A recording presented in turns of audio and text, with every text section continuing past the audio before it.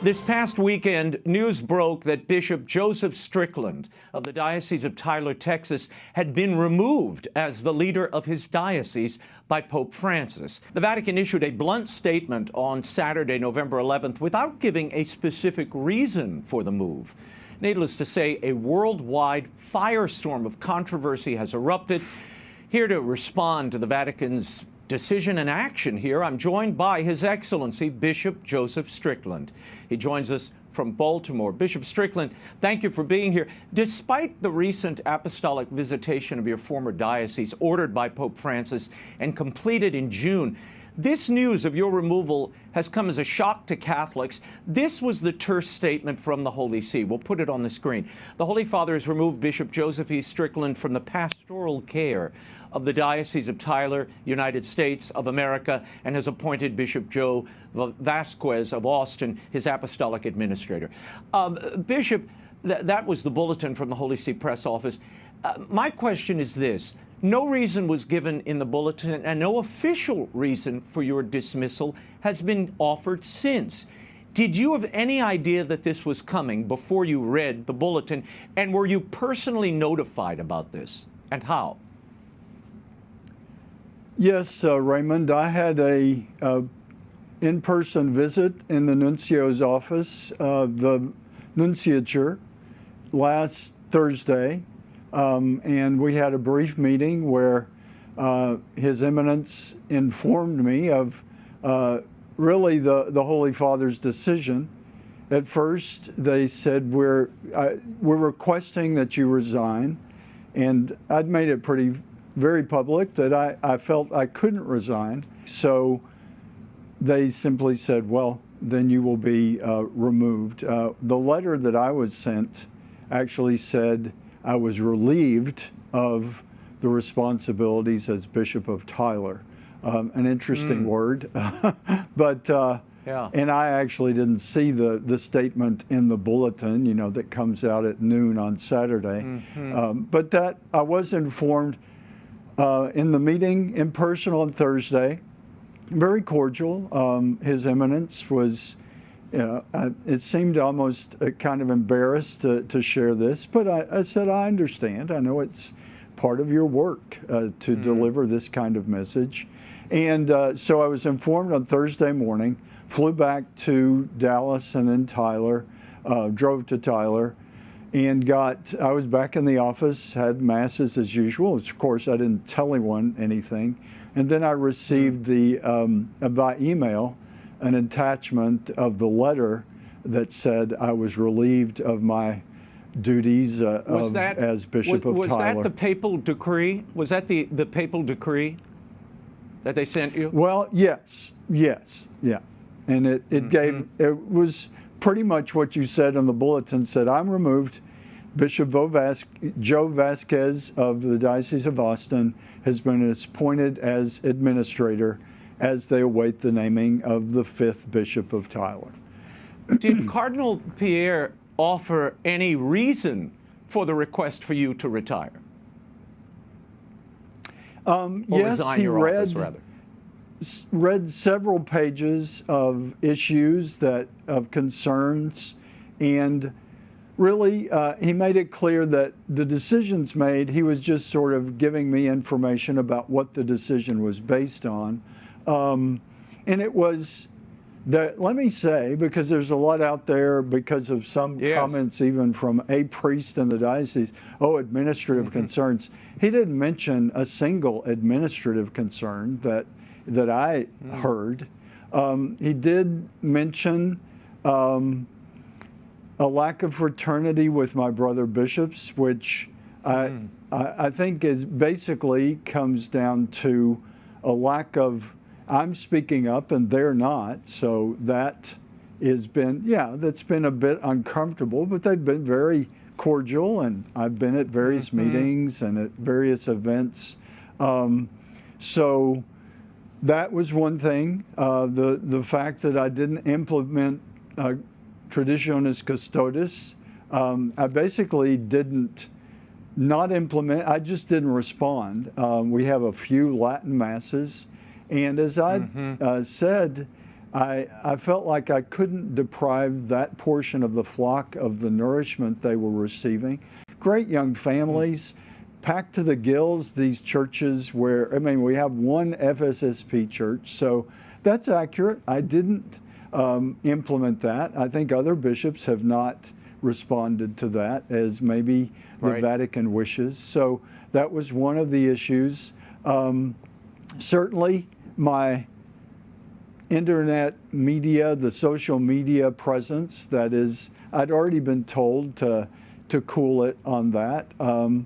But I feel it's important. I'm a successor of the apostles, and that's a huge responsibility. And I feel the responsibility of speaking the truth as I understand it. I've tried to do so respectfully. I'm not about attacking anyone. I love the church. I love Christ, His church, the Pope Francis, all I mean, we're all bishops. We're all successors of the apostles. We should be working together. So if I'm reading this correctly, it was basically breaking fraternity with your fellow bishops. Bishop, this sounds like Bishop Torres, Daniel Torres down in Puerto Rico, who was the sole bishop who objected to vaccines being used. And if memory serves, you also were giving your people an option and said you don't have to take the vaccine. It may not be morally illicit. Is that correct? Absolutely. And with the whole COVID situation, and that's one of the things that wasn't mentioned, but that's where I've been on a different page, but I said, we can't mandate people to violate their conscience, to go against their free will. And that's, that was all in the air during the whole COVID situation.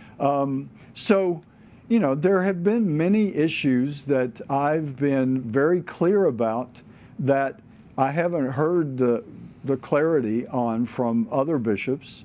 And, maybe it's the East Texan in me, maybe it's just, I don't know. But for one thing, Raymond, I spend a lot of time in prayer. That's because I need to. I need to grow closer to the Lord, and I feel that closeness.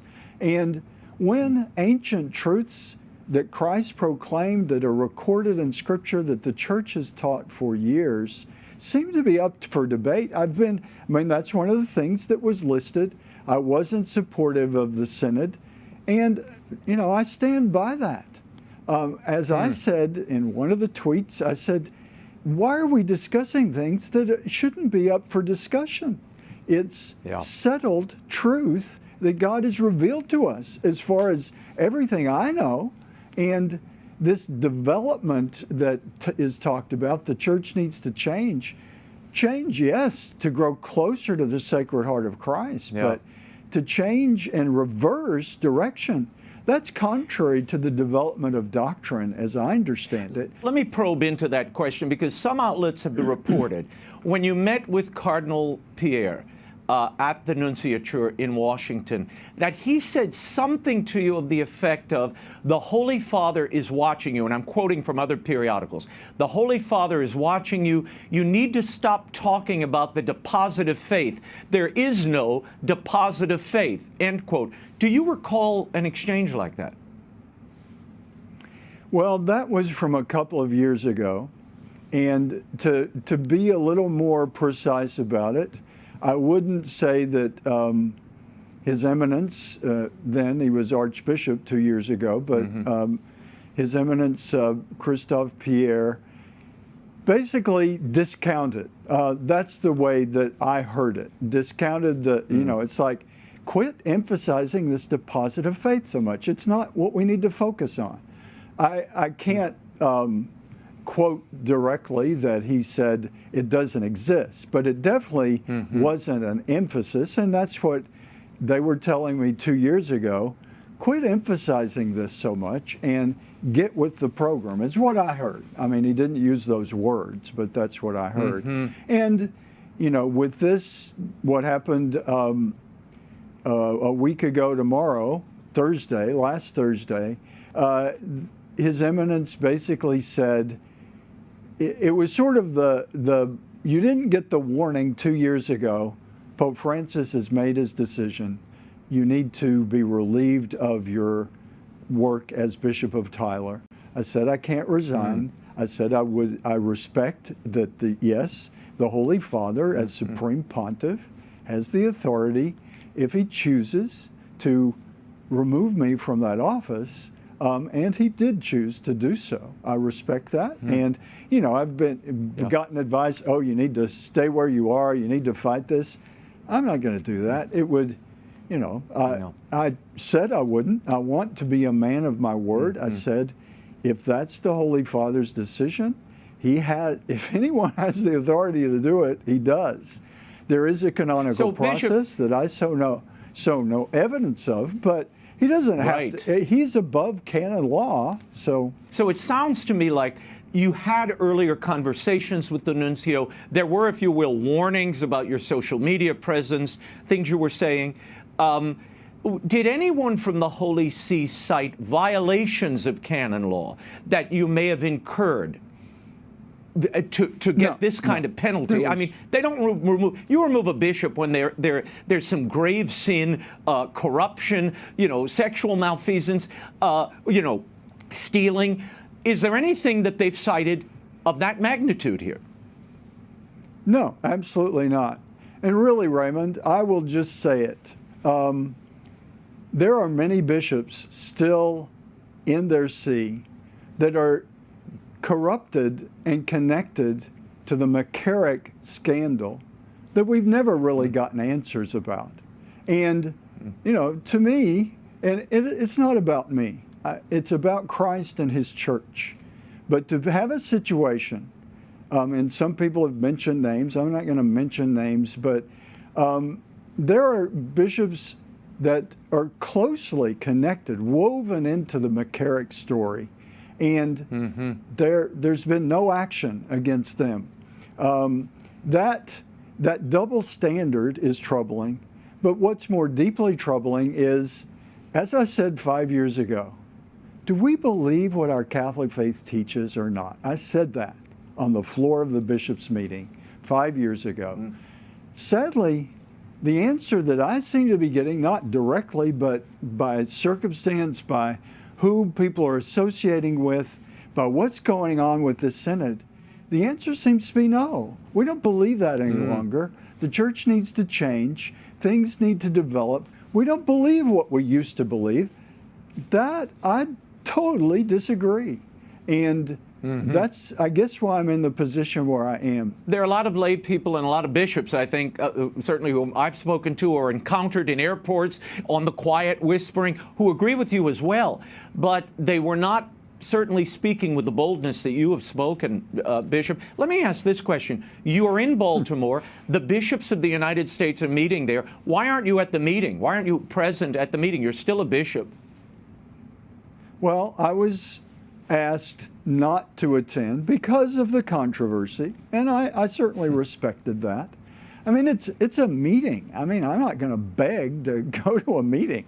There's a lot, I mean, it's a lot of work and a lot of time that's spent with, you know, very often it's a whole lot of time and maybe a little bit produced, but, you know, so the meeting is not something. I was heartbroken to not be at the meeting. I respected the request that I not attend the meeting because it, you know, I didn't hear a because, but I presume because it would have been, and it probably would have been disruptive. I mean, there's work to do, focus on the work.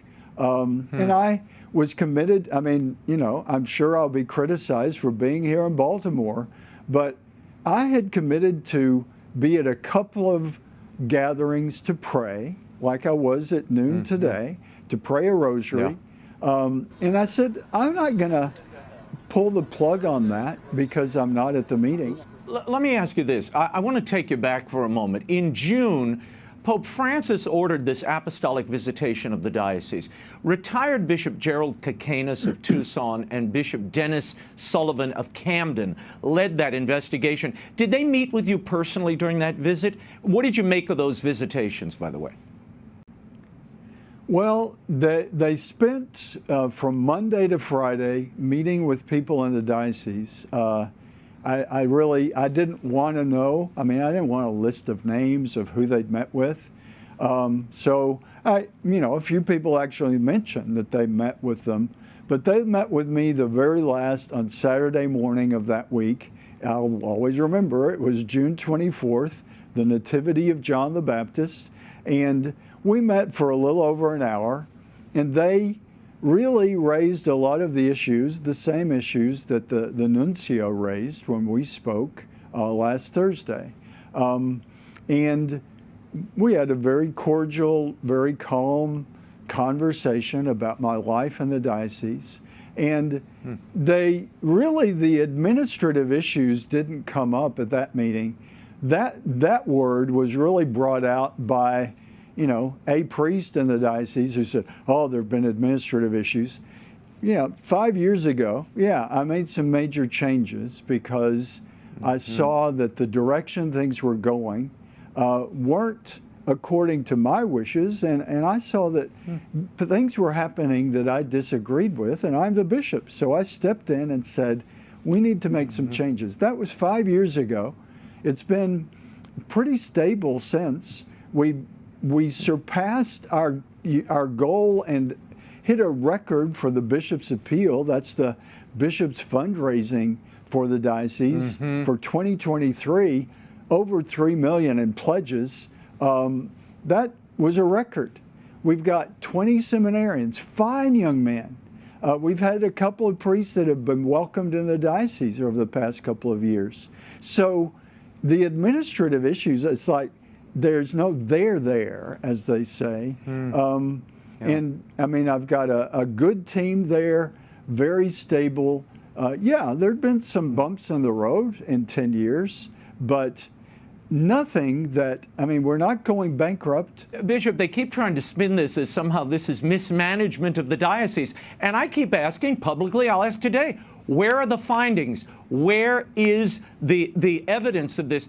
A canonist told our Sunday visitor the following. I'll put this up.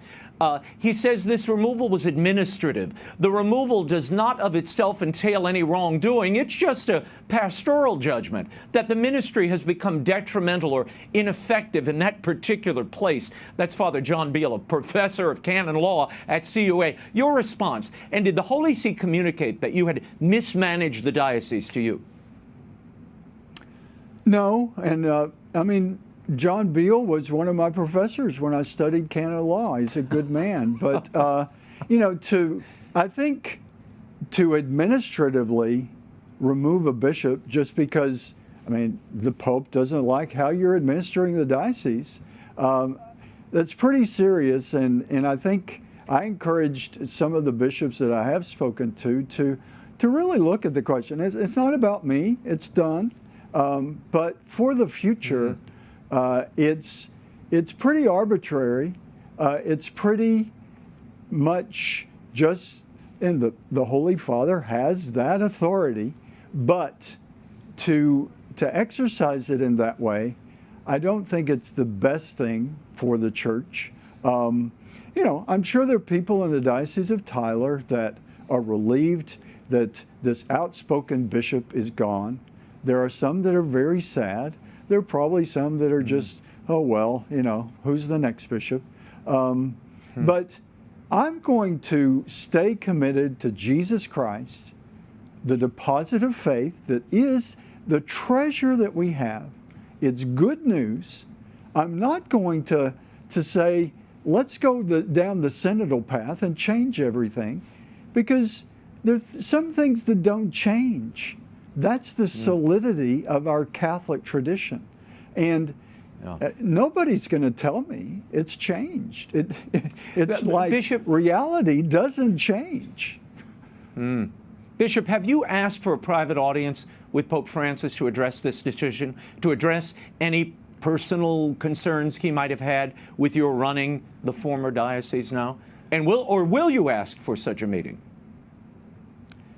I have no plans to. That may be something that I discern is the right thing to do. But the Holy Father has made this decision. Clearly, we disagree on some things.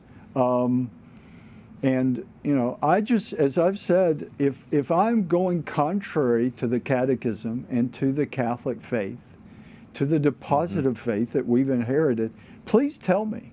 But I've heard no message like that. I want to be corrected if I'm incorrect. But honestly, Raymond, I feel like it would be less than respectful to the decision that the Holy Father has made.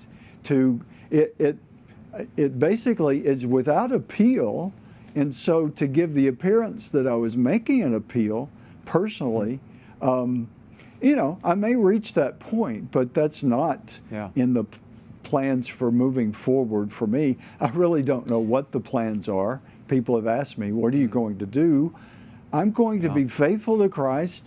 I'm still going to do my best to be a successor of the apostles, but what that looks like in the future, I don't know, but I don't believe I can just go quietly into the dark night. I mean, I've got to share the light of Christ in a world that needs His truth so desperately. Finally, Your Excellency, it has been suggested that in the past you had concerns about the governance of Pope Francis, and in May you tweeted the following that garnered much controversy. It was this: please allow me to clarify regarding Patrick Coffin has challenged the authenticity of Pope Francis. If this is accurate, I disagree. I believe Pope Francis is the Pope, but it is time for me to say that I reject his program of undermining that deposit of faith. Follow Jesus. That is the quote from May of 2023. Might that have been where the deposit of faith conversation originated with the nuncio? Well, I think that's certainly a part of it. And really, frankly, Raymond, the simple answer that I can give, 2 years ago, the Vatican, one of the offices, clearly said in relation to the same-sex unions and all of that controversy, the Vatican said, we cannot bless sin. And now, 2 years later, well, we think that's up for debate. No, it's not. And that's what I mean. That's part of the deposit of faith. That is serving the people of God. That's being a successor of the apostles, to tell people, this is sinful, repent and return to the path of Christ. To say, oh, we're not sure it's sinful anymore. I do disagree. And I feel obligated before the Lord, before Jesus Christ, to say, no, that's not what He told us. Yeah, for the average Catholic, whether it's reality or perceived, it feels like it's a whiplash magisterium, where what was right last week is now wrong, and what was wrong last week is now totally acceptable. And people are just confused. It lends confusion. I have to ask you this. At a conference in Rome recently, you read a letter from, I believe you described it as a faithful Catholic on Facebook. Did you know you were going to be relieved of your position when you read that Facebook post and it suggested that the Pope may not be legitimate? Do you accept that the Pope is legitimate? Why did you read the letter? I read the letter, and, I mean, how you read things, but I presented that letter. It was presented to me. There was a lot of challenge to me personally in that letter. If you read the whole thing, it's saying, Bishop, do you want to guard the truth or just keep your job? That was basically the challenge. And so the way I read it, it used the word usurper, which is very strong. But what I understood from that letter was that it was saying, and what I was being told, is the Pope is using the authority of the chair of Peter to change what Christ has said. And to me, that's the nuance that I had. I didn't read it as saying, because like I said, I believe that Pope Francis is the Pope. I mean, there's been no clear statement. I mean, if he's not the Pope, who is? He is the Pope, but it's a tragic thing for me to say, I seriously disagree with some of the things that the Holy Father the man who holds the Patron office in this year, 2023, things that he's saying, and the people that surround him, and I've tried to say that as well, that certainly the Pope has said confusing things, but a lot of the people that he has appointed as cardinals, the people in the various offices of the Vatican, they haven't said confusing things. They've said things that contradict the deposit of faith. And the Pope has put them in place. So it frustrates me. If he disagrees with what they're saying, he's the Pope. He can clear it up very quickly, very simply, and say, this is what we believe as Catholics. I pray that he will do that. Your Excellency, Bishop Joseph Strickland, we will leave it there. I thank you for the time. We will certainly keep you in our prayers, and we look forward to what you do next. Thank you for the time. Thanks, Raymond.